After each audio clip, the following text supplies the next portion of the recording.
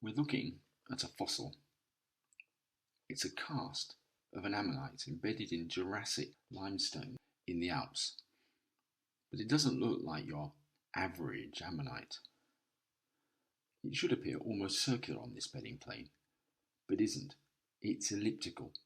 It and the rock that encases it have been deformed, and we can appreciate the geometry of this deformation by fitting an ellipse.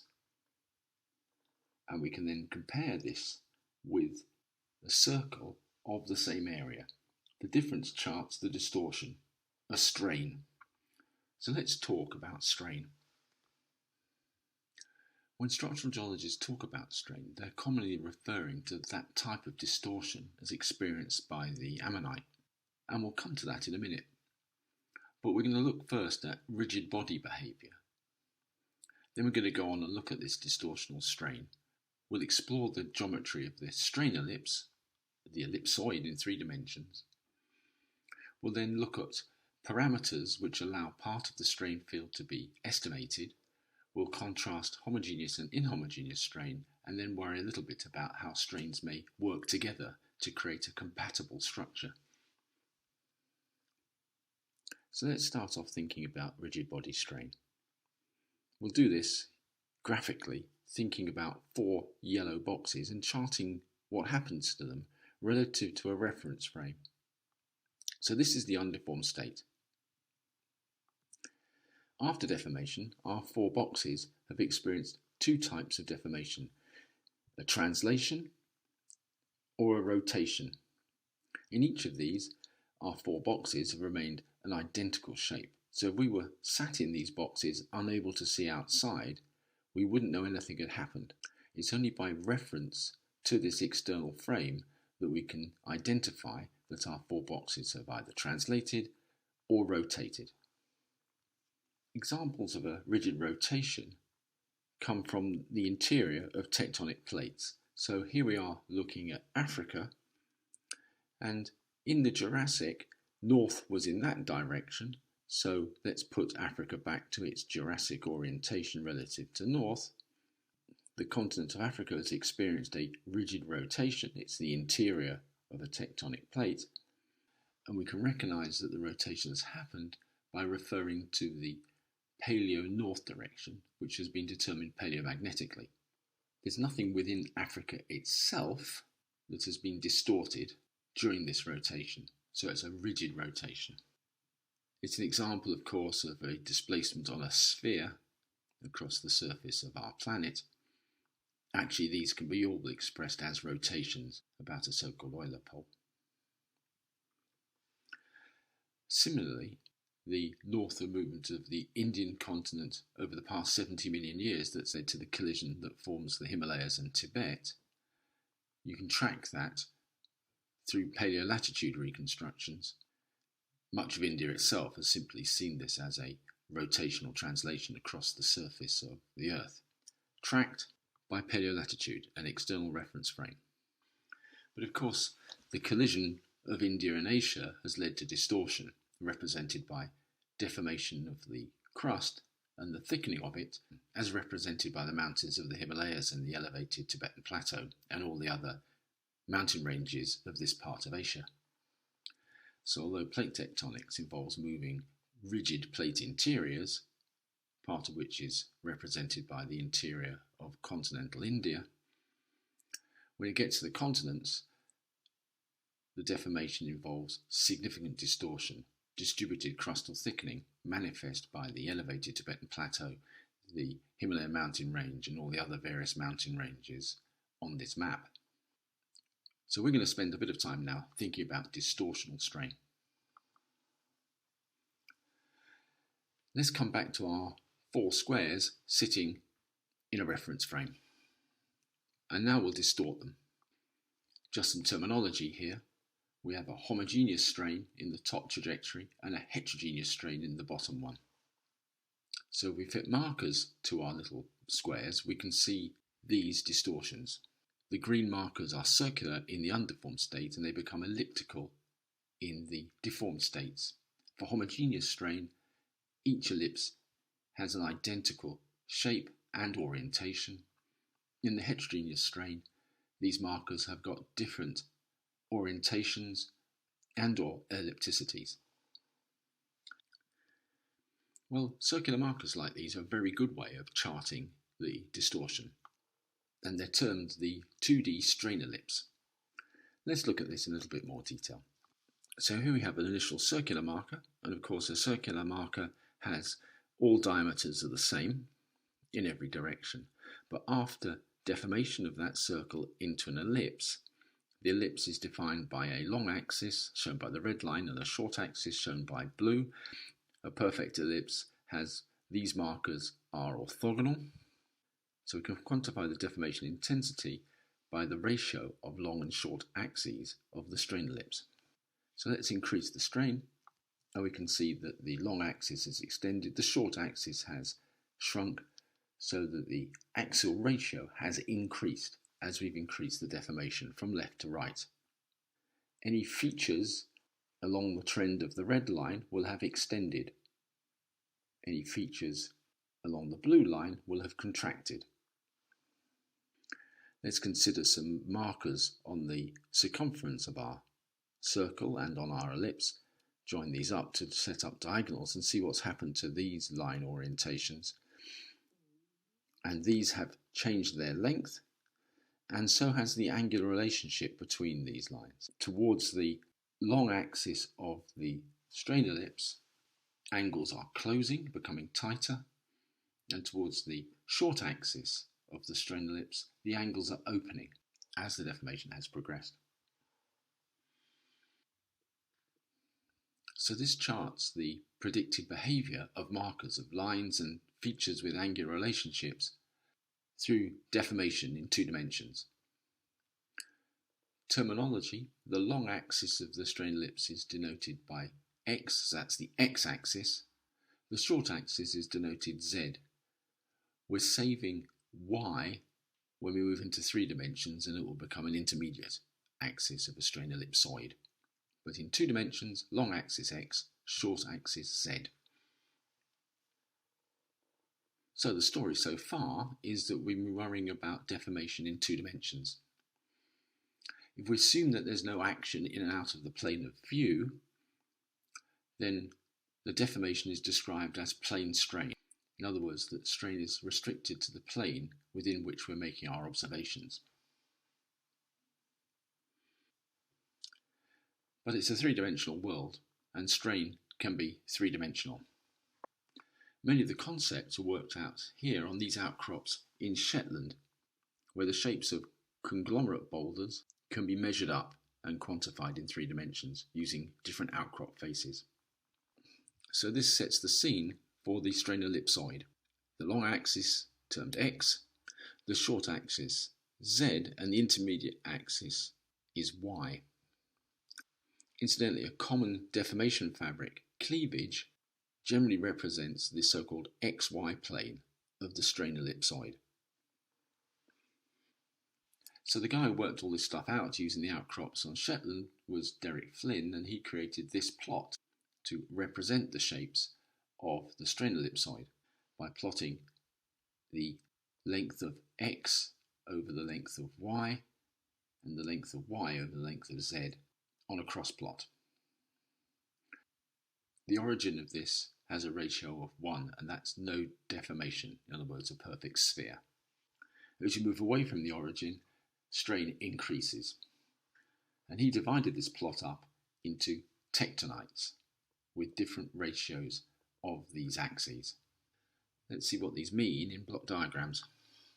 So here are the tectonite types from an undeformed shape represented by that regular looking die, and then this object becomes flattened and distorted in the various shapes you can see. So an S-tectonite is a sort of pancake shape, and it plots along the bottom of the graph where x and y are equal and there's only one single short axis. The counter case for that is where there's one single x direction, one long axis, but the intermediate and short axes are identical. So you create a pencil shape. These are L tectonites, L for line, and the intermediate case is the LS tectonite. running through the middle there.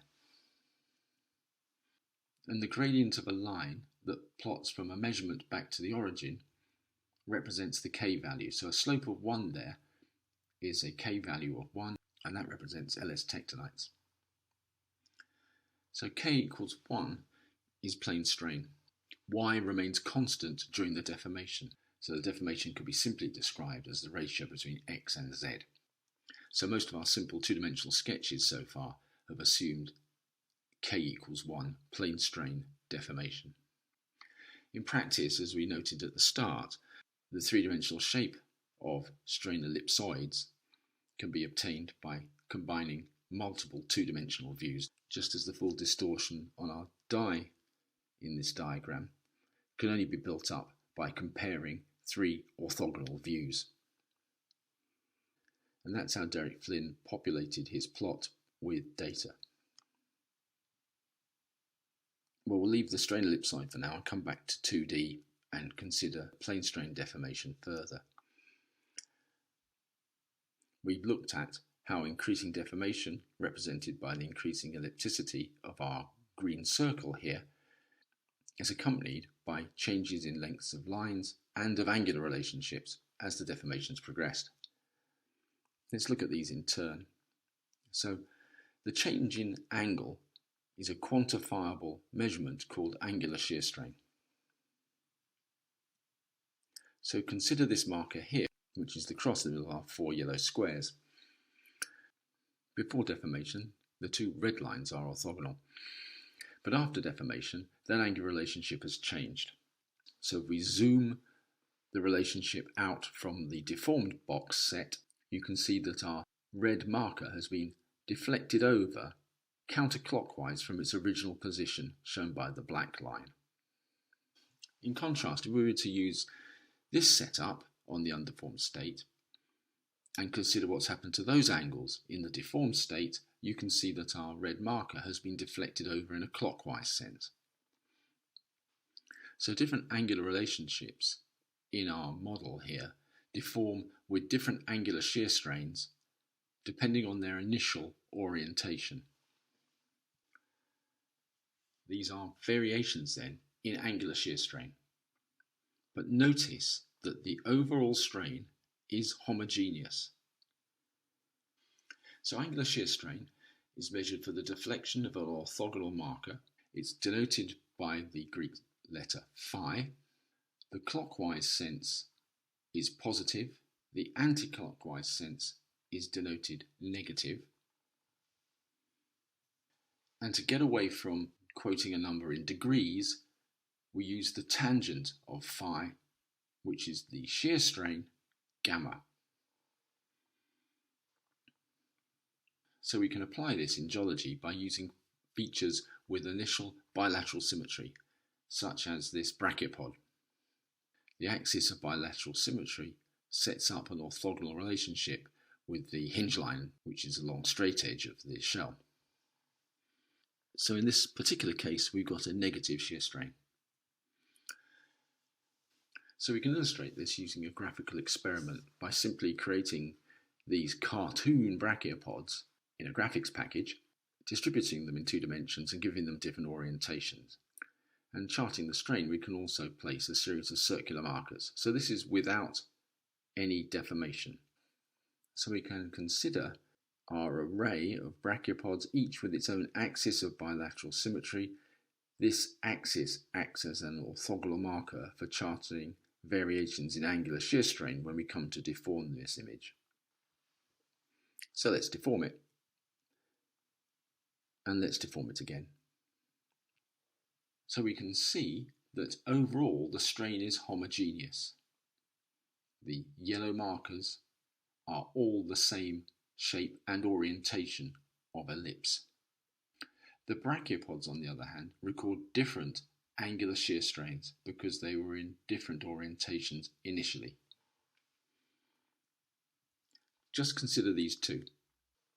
The black dashed line shows an orthogonal marker to the hinge line of the brachiopod, and the red line shows where that feature is now in the deformed shell.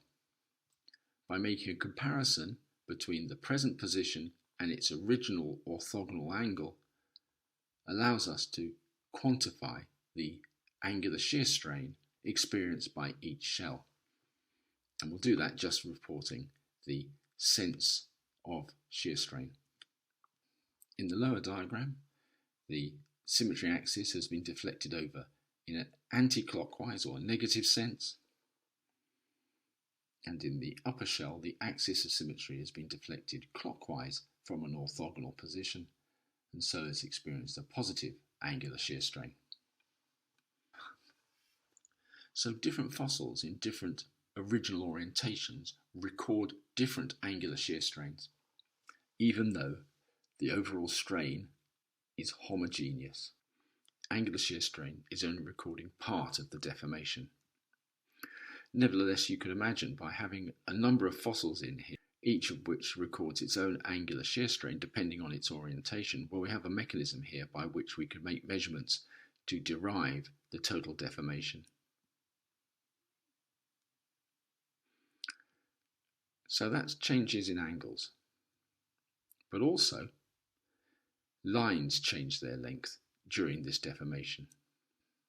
We've already explored this by looking at the behaviour of the long and short axis of the strain ellipse itself.